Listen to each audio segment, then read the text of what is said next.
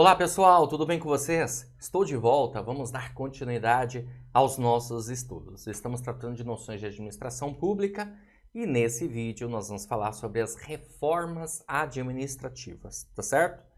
Bora lá? Tá afim? Então acompanha aí comigo. Vamos nessa.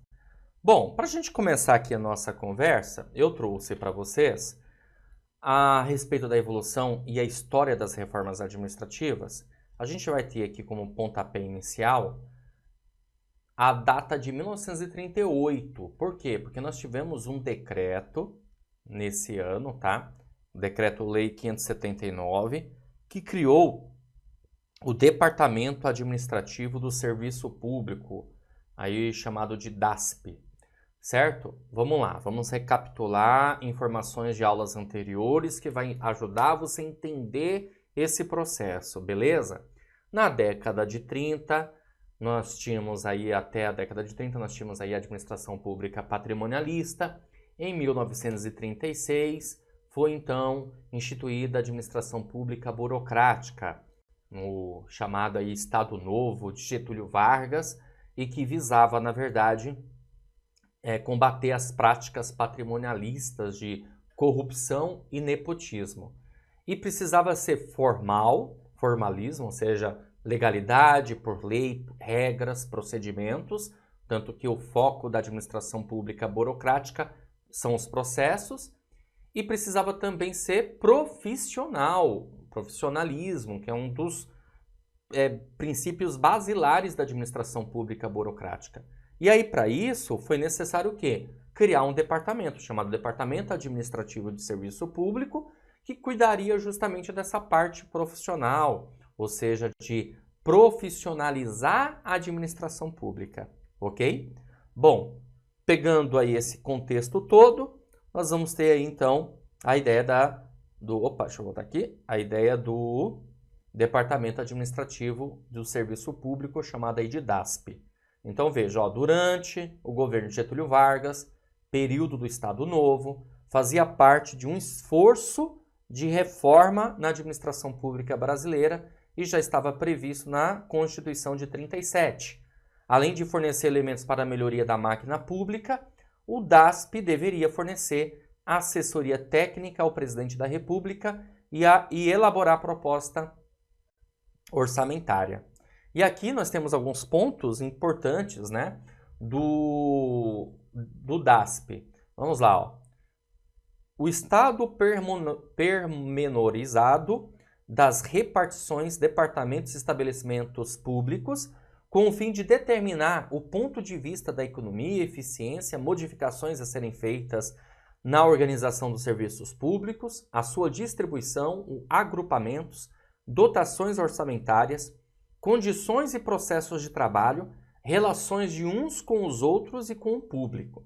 Então a gente vê aqui a ideia de departamentalização, né? De trabalho que vise também se relacionar, os processos se relacionando, tá bom?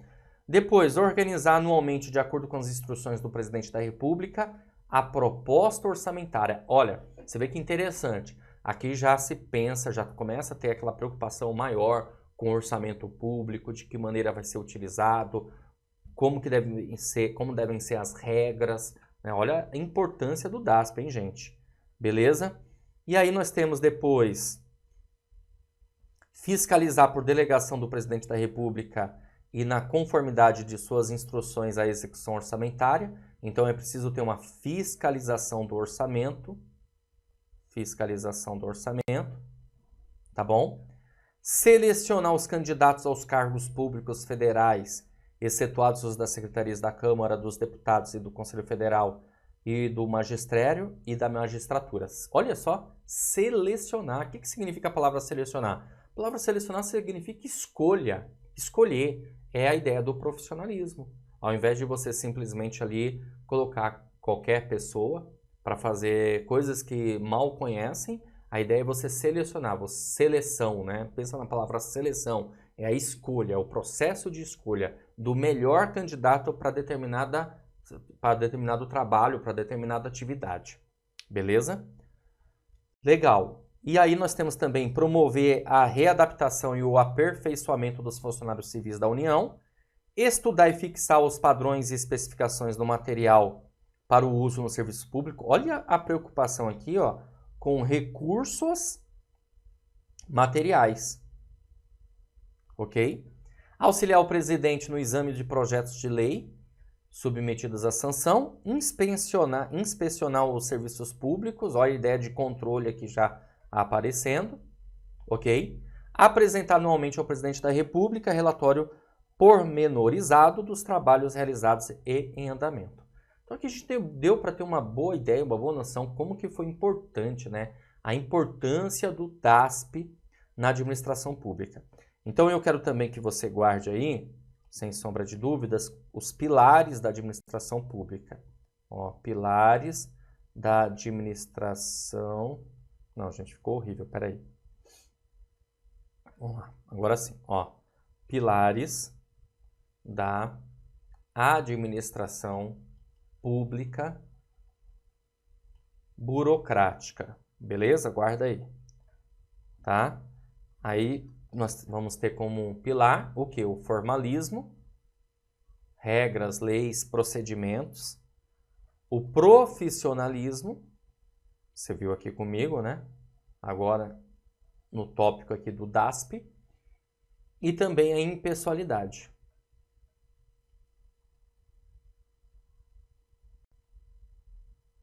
Beleza? Esses são os pilares da administração pública burocrática.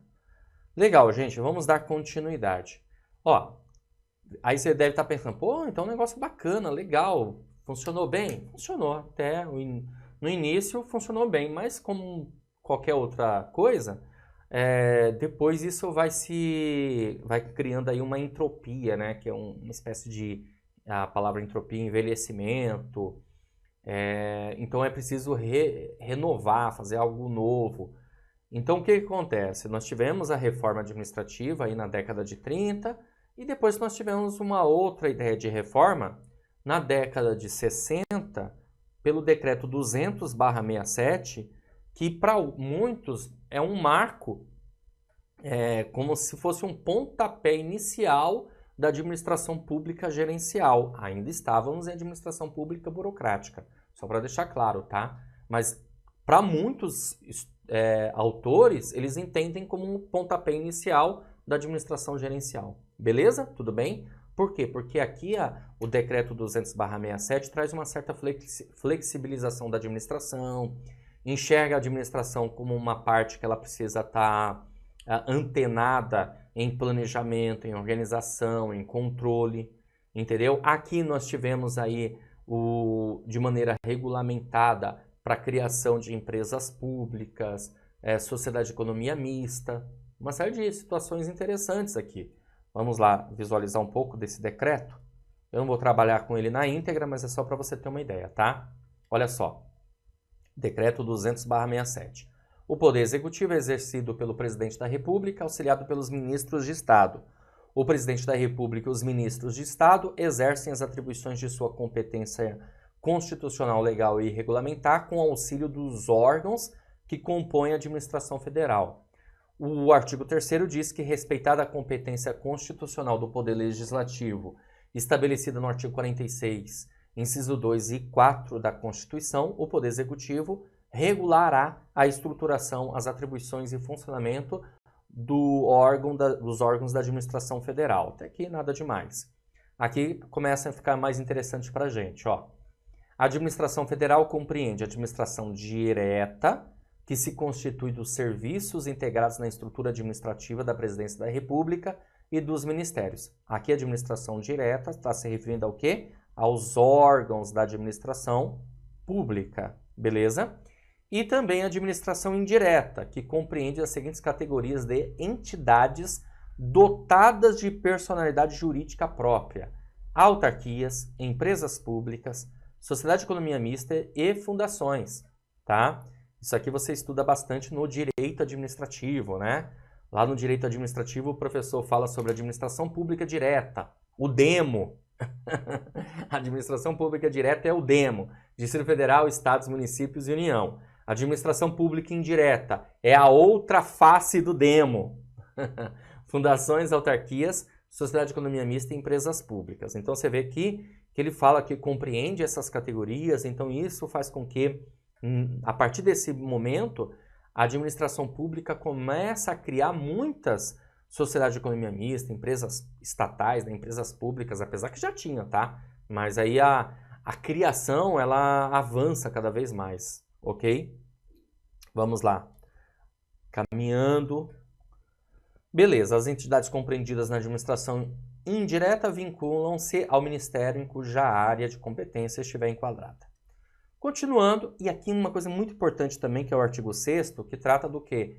Dos princípios fundamentais da administração federal. Olha só, as atividades da administração federal obedecerão aos seguintes princípios: o planejamento, a coordenação, a descentralização, a delegação de competência e o controle.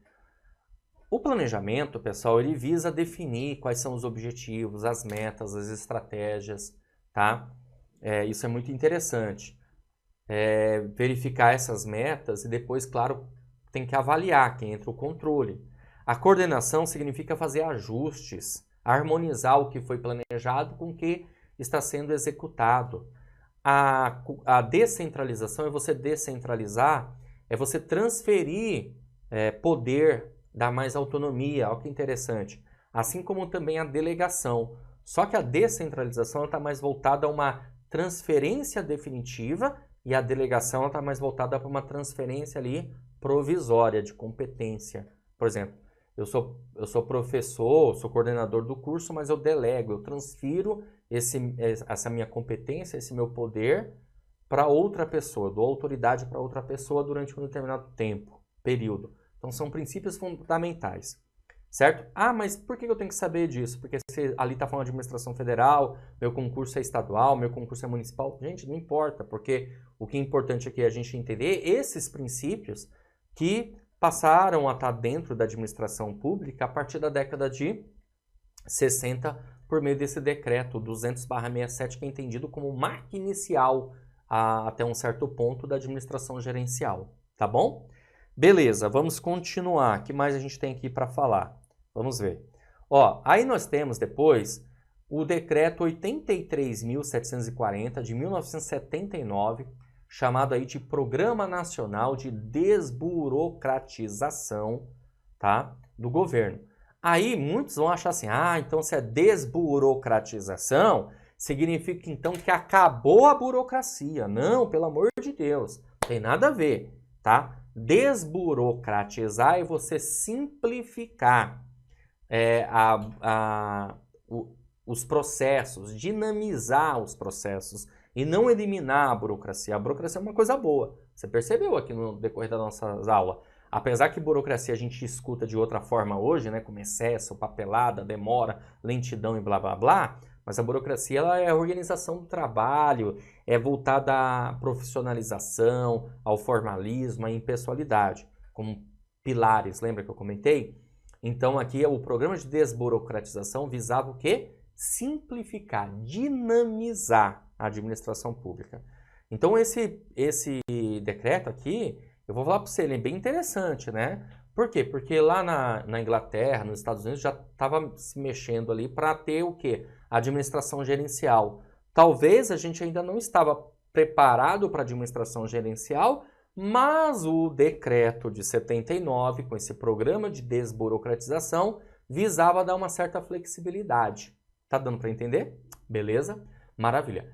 Em compensação, apesar de trazer uma certa flexibilidade, esse decreto também visava dar uma segurada na administração pública no sentido de parar de criar um monte de entidades da administração indireta. Lembra que agora há pouco eu falei sobre o decreto 200/67, que está lá, que a administração indireta são as fundações, autarquias, empresas públicas, sociedade de economia mista? Aí começaram a criar à torta e à direito empresas públicas, blá blá blá. E não necessariamente precisa criar uma empresa pública. Exemplo, imagina que nós precisamos de uma caneta como essa aqui, tá? Precisamos de uma caneta E aí vamos criar uma empresa pública para produzir essa caneta. Cara, não tem necessidade. Vê qual é a empresa a fábrica que produz esse tipo de caneta e faz um contrato ali administrativo, faz um processo de licitação e compra dessa empresa, sai mais barato para a administração pública. Porque para pensar, vamos criar uma empresa pública, vai precisar de sede, de funcionários, de maquinários, de manutenção, fica muito oneroso, então não dá para ficar criando. Então esse programa também ele vem com o intuito de dar uma segurada. Opa, vamos parar com isso? De ficar criando empresas públicas, sociedade de economia mista, sem necessidade, à torta e à direito? Olha só, visualiza isso aqui comigo para você entender. Eu coloquei aqui alguns artigos, também não coloquei todos, é só alguns para a gente ter, obviamente, uma noção, tá? Então o artigo 1º diz assim, ó. Fica instituído o Programa Nacional de Desburocratização, destinado a dinamizar e simplificar o funcionamento da administração pública federal. O programa terá por objetivo construir para a melhoria do atendimento dos usuários do serviço público. Olha só, aqui interessante, ó, melhoria do atendimento ao usuário. Ó, já está pensando aqui, já com cabeça de administração gerencial, né? Foco no melhor serviço, na qualidade, certo?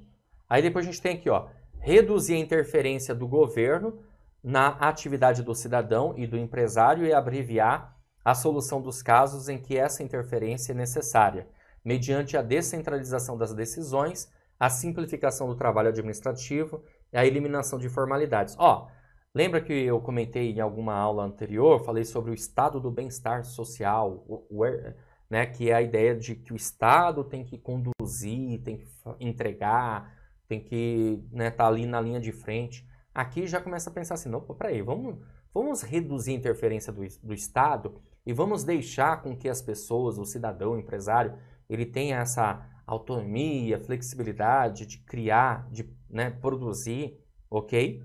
Interessante. Vamos lá. Continuando, o que mais? Aqui fala, inclusive, ó, de eliminação de formalidades, exigências, né? Agilizar a execução dos programas federais para assegurar o cumprimento dos objetivos. Substituir sempre que praticável o controle prévio pelo eficiente acompanhamento da execução e pelo reforço da fiscalização dirigida para a identificação e correção dos eventuais desvios, fraudes e abusos. Aqui, gente, eu vou ter que abrir uma tela para você entender melhor o contexto.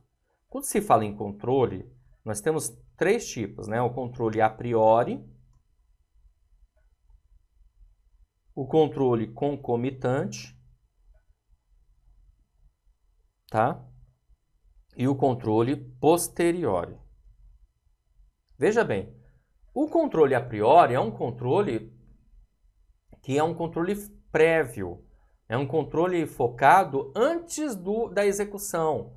Está focado nos processos, tá? Já o controle a posteriori, como o próprio nome diz, é depois da execução. Ó, depois da execução. É um controle que está mais focado no quê? Na avaliação dos resultados. Beleza? E olha que interessante, o controle concomitante tem a ver com o quê? Com acompanhamento. Repare que no programa aí de desburocratização, ele menciona justamente isso, a ideia do acompanhamento. Sempre que possível, trocar o controle prévio, que é focado aí no processo da burocracia, para um controle concomitante. Ó o pensamento de evolução para chegar até a administração pública, até a administração gerencial. Porque a administração gerencial é posteriori, é focada nos resultados, certo? O mais importante são os resultados do que os processos em si. Entende isso? Beleza? Então, legal. Continuando. Bora lá, vamos... Deixa eu voltar aqui. Opa, peraí. Peraí, gente. Calma aí. Vamos lá. Tela normal. Isso. Legal, continuando. Intensificar a execução dos trabalhos da reforma administrativa de que trata o Decreto-Lei 200/67, fortalecer o sistema de livre empresa, favorecendo a empresa pequena e média, que constituem a matriz do sistema, e consolidando a grande empresa privada nacional para que ela se capacite. Olha que interessante, né? Impedir, ó, que eu acabei de comentar aqui para vocês, ó. Impedir o crescimento desnecessário da máquina administrativa federal mediante o estímulo à execução indireta, utilizando-se sempre que praticável o contrato, olha só, com empresas privadas capacitadas e o convênio com órgãos estaduais e municipais. IH diz que é velar pelo cumprimento da política de contenção da criação indiscriminada de empresas públicas. Olha só o que eu falei. Promovendo o equacionamento dos casos em que for possível e recomendável a transferência do controle para o setor privado, respeitada a orientação do governo na matéria. Então você vê como importante foi esse Programa Nacional de Desburocratização de 1979. Ele visa trazer melhoria de atendimento ao serviço público, ele visa dinamizar, simplificar os processos, ele visa impedir o crescimento desnecessário da administração pública sem necessidade, porque muitas coisas a gente pode fazer por meio de contratos, beleza? Então, legal. É um grande passo para a administração gerencial, né? Mas, continuemos, vamos lá. Aí, tivemos um probleminha, retrocesso de 88. Como assim, prof? Me explica, eu vou te explicar. É o seguinte, tínhamos então o Programa Nacional de Desburocratização, show de bola, visava melhoria aí do serviço público e blá blá blá, como você já viu. Então a gente estava indo para um processo de flexibilização. A gente estava indo para um processo de que, ó, daqui a um tempo nós vamos poder contratar, inclusive, pessoas sem talvez necessidade dessa rigidez toda de concurso, blá blá blá. Porém, olha só o que ocorreu.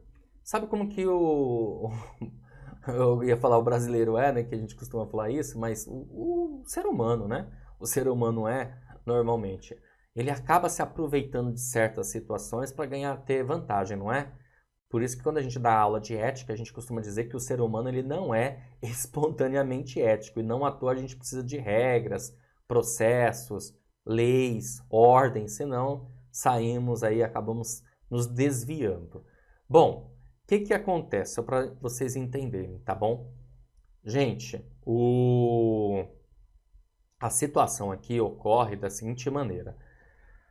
Na década de 80, começaram a contratar pessoas para trabalhar na administração pública sem a necessidade de passar por um concurso público. Isso até um certo ponto poderia trazer uma certa agilidade para a administração pública interessante. Mas você sabe como que é. O que aconteceu? Tivemos aí um fortalecimento de uma coisa que a gente estava tentando há muito tempo já eliminar, que é o nepotismo, que é a corrupção, o favorecimento.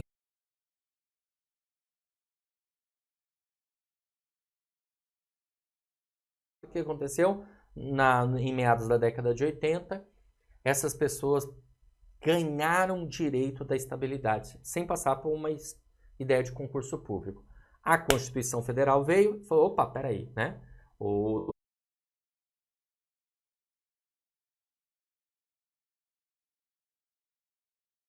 Tem jeito. A gente vai ter que ter o concurso público, as pessoas vão ter que passar por isso. Em alguns casos, né, cargos de comissão não, que aí fica de livre exoneração e nomeação. Por quê? Porque as pessoas que entraram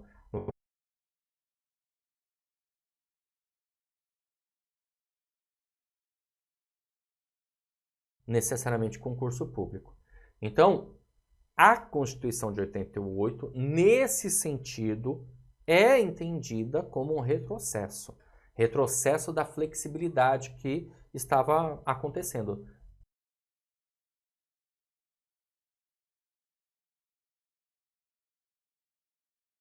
Depois a gente passa a ter esse retrocesso. Ficou claro?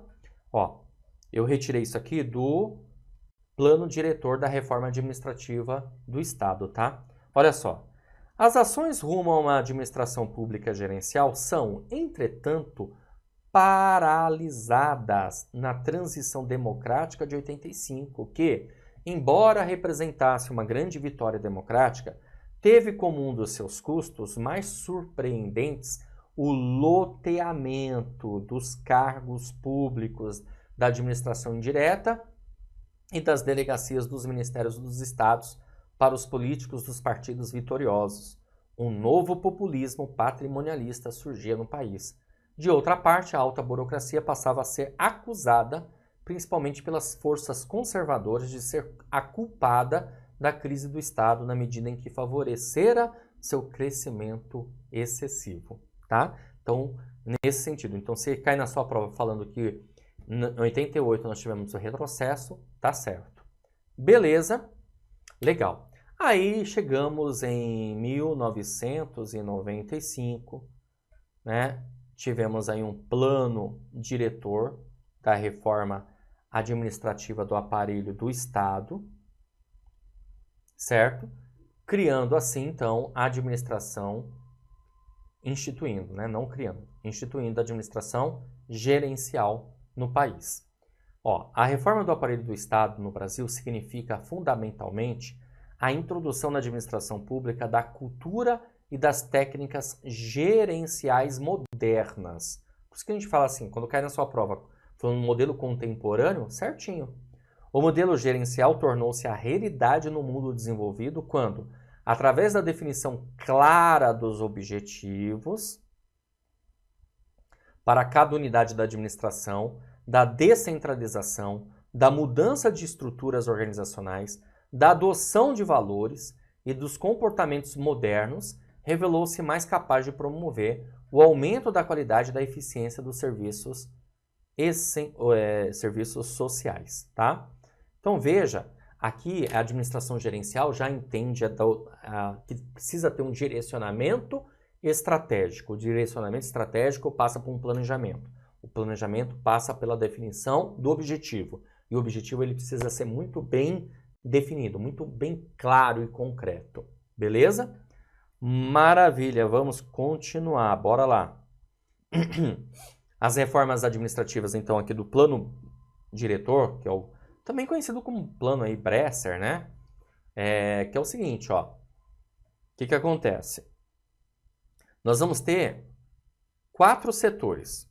O primeiro, chamado de núcleo estratégico, onde você tem ali o legislativo, o judiciário, a presidência, a cúpula dos ministérios. Isso é totalmente estatal, tá? E é mediano, né? Ou seja, você tem uma parte que é burocrática e uma parte que é gerencial.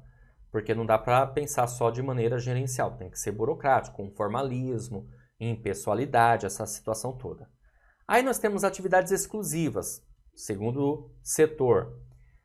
As atividades exclusivas que só o Estado pode fazer, então ele é totalmente estatal. Regulamentação, fiscalização, fomento, segurança pública, seguridade social básica, tá? E tem que ser gerencial. É estatal, mas é gerencial. E temos o terceiro setor, que são os serviços não exclusivos, como universidades, hospitais, centro de pesquisa, museus. Aqui, nesse caso, a gente pode ter a publicização, beleza? Que é você fazer uma parceria, né? Uma parceria, ok? Você ter ali uma criação de entidades que vão cuidar de uma determinada área, né? Por exemplo, existem universidades aí que são, as universidades públicas, os hospitais são autarquias, ok? Beleza? A administração pública indireta, cuidando especificamente de uma situação, de uma área, de uma atividade, ok? Beleza? E temos aqui a totalmente gerencial, precisa ser gerencial. E temos o quarto setor, que é a produção para o mercado, empresas estatais. Aqui a gente tem a privatização. Ó, publicização, a gente pode pensar na parceria, terceirização, tá bom? De serviços não exclusivos. Agora, no quarto setor, aqui a gente pode sim ter a privatização.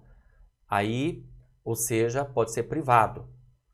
Como assim? Ó, na época, nós tivemos aí no governo de Fernando Henrique Cardoso muita privatização, né, gente? Foi a época das privatizações. Empresas estatais aí, que entendia-se que não dava tanto lucro assim, que poderiam ser vendidas, né? A área da telefonia, então, foi campeã, vencedora nessa área, aí, por exemplo, de privatização. Então, o quarto setor, que é a produção para o mercado, esse sim poderia ser privatizado. Cuidado para não confundir com serviços não exclusivos, tá? Os serviços não exclusivos a gente pode ter uma parceria, uma terceirização, uma entidade ali cuidando daquela área para o governo, tá bom? E esses todos aqui são gerenciais, precisam ter essa coisa do gerencialismo, né, do foco no cidadão, no cliente, de atender às necessidades, às expectativas. Beleza? Maravilha, vamos continuar. Temos uma questãozinha aqui para resolver. Vamos lá. Podendo ser identificada como uma perspectiva inovadora de compreensão, análise e abordagem dos problemas da administração pública com base no empirismo e na aplicação... essa questão aqui eu já resolvi, eu acho. E na aplicação de valores de eficácia e eficiência em seu funcionamento, a nova gestão pública propõe um modelo administrativo dotado das seguintes características, vírgula, exceto. Então, nós temos que marcar uma que não tem nada a ver com característica de nova gestão pública. Tem a ver com direcionamento estratégico da nova gestão pública? Claro que tem. Comentei isso agora há pouco. Limitação da estabilidade? Sim, lembra que eu falei que a gente até entende a Constituição de 88 como um retrocesso? Maior foco nos procedimentos e menor foco nos produtos e resultados? Errado. Então esse é o nosso gabarito, porque é justamente o contrário. Menor foco nos procedimentos, maior foco nos produtos e resultados. Desempenho crescente e pagamento do desempenho e produtividade? Sim, tem a ver com nova gestão pública. Transparência e cobrança de resultados? Accountability? Também. Então ficamos com a alternativa C nessa questão, ok? Próxima questão. A administração pública no Brasil evolui-se por meio de 3 modelos básicos. A administração pública patrimonialista, burocrática e a gerencial. Assim, pode-se afirmar que a reforma do aparelho do Estado, que adotou o modelo de administração gerencial, foi orientada predominantemente, pelos valores da eficiência e qualidade na prestação de serviços públicos. Vamos lá, a administração gerencial ela é voltada aos valores da eficiência e qualidade? Com certeza absoluta. Então isso aqui está correto. Marque a opção correta. Alternativa A, as afirmativas 1 e 3? Pode ser. B, as afirmativas 2 e 3? Não, já era B. Por quê? Porque não consta o item 1 e o item 1 está correto. C, as afirmativas 1 e 2? Pode ser. Somente a afirmativa 1? Pode ser. Somente a afirmativa 3? Não, já era, meu amigo. Você já elimina isso aqui. 2, pelo desenvolvimento de uma cultura gerencial nas organizações? Com certeza absoluta, isso aqui também está correto. Beleza? Legal. E, então, nós temos 1 e 3, a afirmativa A, a alternativa A já era. Somente a afirmativa 1 está correta? Já era. Pronto, achamos aqui o nosso gabarito, a alternativa C. Pelo rompimento com todos os princípios da administração pública burocrática? Não, gente. Sabe por que não? Porque o formalismo, a impessoalidade, o profissionalismo, que é a base da administração pública burocrática, continua válido, continua valendo. Beleza? Então, ficamos com a alternativa C nessa questãozinha aqui. Bora continuar, vamos lá. A reforma do aparelho do Estado no Brasil, que substituiu o modelo de administração burocrático e adotou o modelo de administração gerencial, foi marcada por uma diferença que é considerada fundamental. Essa diferença fundamental está, vamos lá, o modelo, a reforma do aparelho no Brasil que substituiu o modelo de administração burocrático e adotou o modelo gerencial. Então a gente está pensando no modelo gerencial. Qual que é a diferença fundamental? Alternativa A, na forma de controle que deixa de se basear nos resultados para focar nos processos? Não, gente, é justamente o contrário. A administração gerencial foca nos resultados e a administração burocrática foca nos processos. E aqui está falando que deixa de se basear nos resultados da administração gerencial. Está errado. B, na forma de controle, que deixa de basear-se nos processos para focar nos resultados. Opa! Exatamente isso. Alternativa B é o gabarito aqui da nossa questão, tá? Na rigorosa profissionalização, não, isso não é uma diferença fundamental. Na forma de controle que baseia-se unicamente nos processos, nada a ver. Na forma de controle que deixa de basear-se nos processos, na profissionalização, opa, cuidado, hein? Profissionalização, continuamos. Então, tem uma parte errada aqui. Ficamos com a alternativa B nessa questão. Bom, gente, é isso aí. Vou ficando por aqui. Um grande abraço para vocês. E a gente, claro, se vê numa próxima oportunidade. Bons estudos e até mais. Você acaba de assistir a uma aula ou uma parte das muitas aulas que nós temos aqui no nosso curso online preparatório Gabaritando o TRF5. E temos o curso tanto para técnico como para analista. E, bom, se você chegou até aqui é porque gostou, não é verdade? Então fica comigo, que eu tenho um recado importante para te passar. Nós montamos os cursos preparatórios Gabaritando o TRF5, em que você vai ter tudo o que precisa. Você vai ter acesso imediato aos cursos, acesso ilimitado, poder assistir às aulas quantas vezes você quiser. Vai ter no curso aí teoria e questões comentadas, material em PDF, apostilas, caderno de questões, ou seja, curso completo para a sua aprovação. Agora visualiza aqui comigo o que nós fizemos aí de promoção especial para que você possa, né, adquirir o nosso curso preparatório. Olha só, o curso de analista, valor de lançamento, tá, gente? De R$ 697 por apenas R$ 347 ou 12 vezes de R$ 34,65. Já o curso para técnico judiciário na área administrativa, de R$ 497 por apenas R$ 247 à vista ou 12 vezes de R$ 24,65.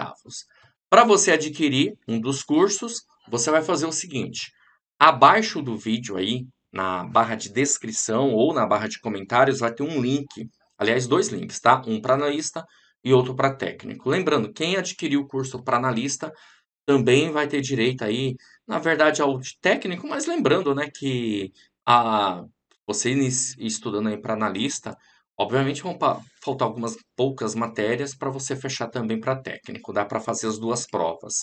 Então os links estarão abaixo do vídeo, tanto para analista como para técnico. Você vai clicar no link do curso que você deseja adquirir e iniciar sua preparação aqui com a gente no Vencendo Concursos, ok? Bom, é isso, vou ficando por aqui. Um grande abraço para vocês. Vou estar te aguardando dentro da plataforma. Então clica aí no link, já faz a sua matrícula e inicie a sua preparação, tá certo? Grande abraço e até a próxima oportunidade. Valeu, até mais!